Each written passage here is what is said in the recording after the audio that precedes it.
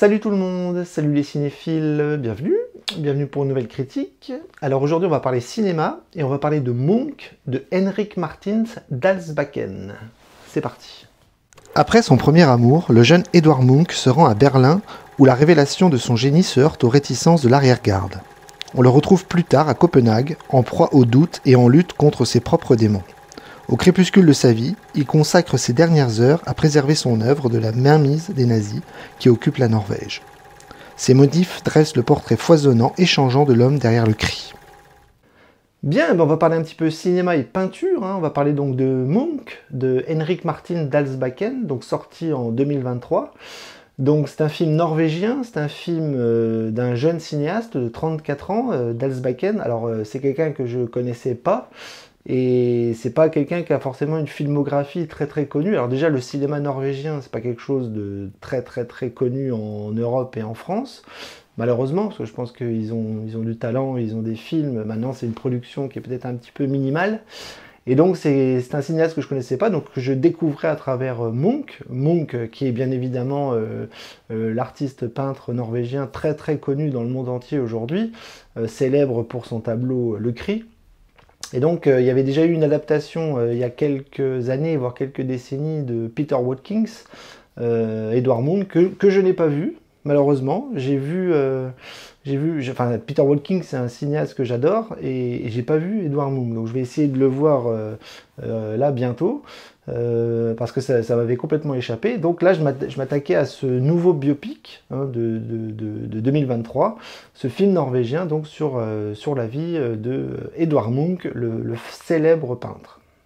Alors, est-ce que j'ai aimé ou est-ce que j'ai pas aimé ce film? Je suis mitigé. C'est un film que j'ai trouvé intéressant sur certaines parties, un peu moins sur d'autres, donc c'est un film que j'ai trouvé plutôt moyen dans son approche, qu'elle soit esthétique ou narrative. Je trouve que c'est une approche au niveau du biopic, parce que c'est un biopic, assez particulière, c'est-à-dire que là pour le coup on est dans la biographie pure et dure. Et bien évidemment, quand on s'attaque à un biopic sur un peintre, ce qu'on a envie de voir, c'est la peinture, c'est la technique, c'est les œuvres, c'est comprendre l'essence même du peintre, c'est comprendre ses techniques, c'est comprendre aussi l'époque à laquelle il a pu vivre, une époque qui est souvent empreinte aux aspirations créatrices.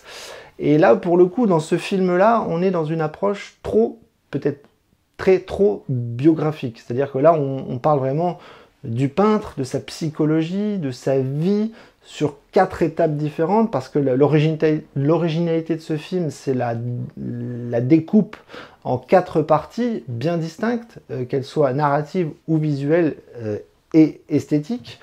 On a un cinéaste qui a choisi le parti pris donc de faire 4 parties différentes de la vie du peintre. Donc, avec 4 acteurs différents, dont une actrice, un petit peu comme le biopic de Bob Dylan où une actrice incarnait le chanteur. Et là, dans Munch, on a ça. On a une partie sur sa jeunesse, on a une partie un peu plus adulte sur sa maladie mentale, voire ses problèmes d'alcoolisme, etc. On a une partie sur sa fin de vie, la vieillesse, donc la fin de vie de Munch. Et on a une 4e partie totalement originale sur qu'est-ce qu'aurait pu être la vie de Munch aujourd'hui.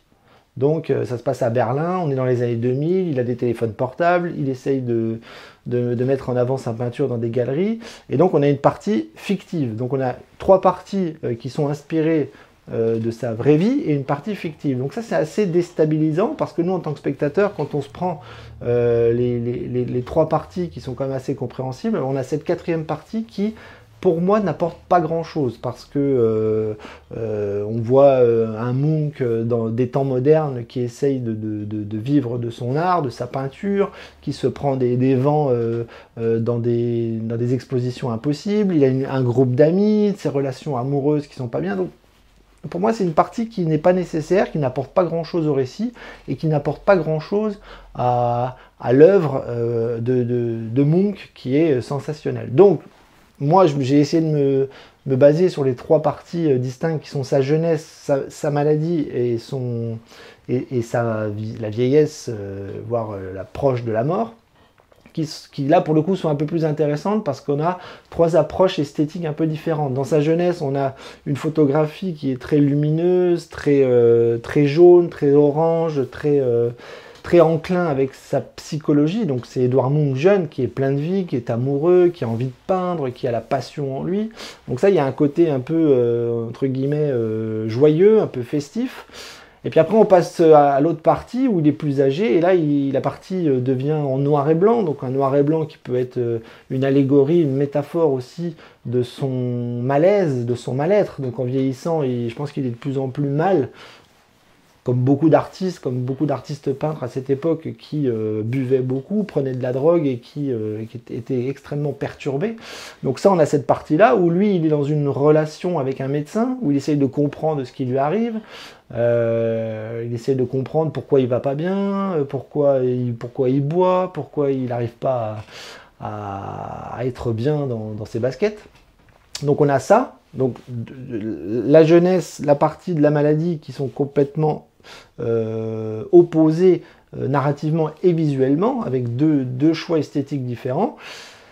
Et on a la partie aussi de la vieillesse qui là pour le coup est très intéressante parce que on a ça se passe pendant la Seconde Guerre mondiale où il protège ses œuvres, où il a ses peintures chez lui, et on a toute cette narration où lui, en tant que personne âgée, raconte un petit peu ses anecdotes, sa vie, comment il en est arrivé là, et toute cette partie conservation aussi de ses œuvres. Donc ça, c'est les 3 parties distinctes, mis à part la partie fictive actuelle qui, moi, m'intéresse peu. Mais malheureusement, on ne parle pas beaucoup de peinture, on parle beaucoup de psychologie, on parle beaucoup de sa biographie et de son histoire et de ses problèmes personnels, psychologiques, créatifs et tout ça. Et il y a des dialogues extrêmement bien foutus, c'est très beau, l'interprétation collective des 3 acteurs et de l'actrice sont parfaits, il n'y a rien à dire là-dessus. Mais ça parle beaucoup, et on parle pas beaucoup de peinture, on parle pas de ses œuvres. Alors ses œuvres, on les voit à la toute fin du film, au générique de fin, où il y a des plans tournés dans le musée d'Oslo, avec toutes les peintures qui là pour le coup nous sautent à la gueule, parce que c'est un peintre merveilleux, c'est un artiste splendide. Mais pendant 1h40 de film, on ne parle pas de peinture, on ne le voit pas peindre, on ne comprend pas ses techniques, on ne comprend pas les démarches picturales qu'il a pu aborder. Jamais on parle de peinture. Donc pour un biopic sur un peintre où on ne parle pas de peinture, moi ça m'a dérangé, ce qui me donne cette idée de film raté. Enfin, pas raté, mais très moyen à mes yeux. Bien, mais ma note, je vous l'ai dit 100 fois là il y a quelques secondes, c'est un film moyen, donc j'ai mis un B-, c'est l'équivalent d'un 10 sur 20 si on veut. Voilà, je suis très déçu de ne pas avoir eu toute cette approche picturale, on va dire, dans le film. Beaucoup trop basée sur la biographie, beaucoup trop basée sur la psychologie de cet artiste. Voilà, ça parle beaucoup, visuellement c'est intéressant sur plein de niveaux, au niveau du montage, au niveau de l'esthétique, au niveau des choix des différentes époques de sa vie, ça c'est très intéressant d'un point de vue cinématographique. Mais voilà, au niveau peinture, pour moi, c'est trop frustrant, on ne voit pas assez ses œuvres, on ne voit pas assez son art, et ça m'embête.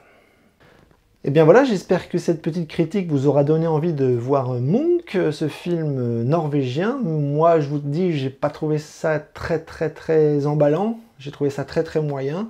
Maintenant, si vous adorez Munch, si vous adorez le peintre, vous pouvez y aller, hein, vous verrez quand même des approches biographiques intéressantes. Voilà, moi qui suis un amoureux de peinture, là j'ai été très frustré de pas en voir beaucoup, de pas beaucoup comprendre son style, pas beaucoup comprendre sa technique, pas beaucoup comprendre son talent, tout simplement.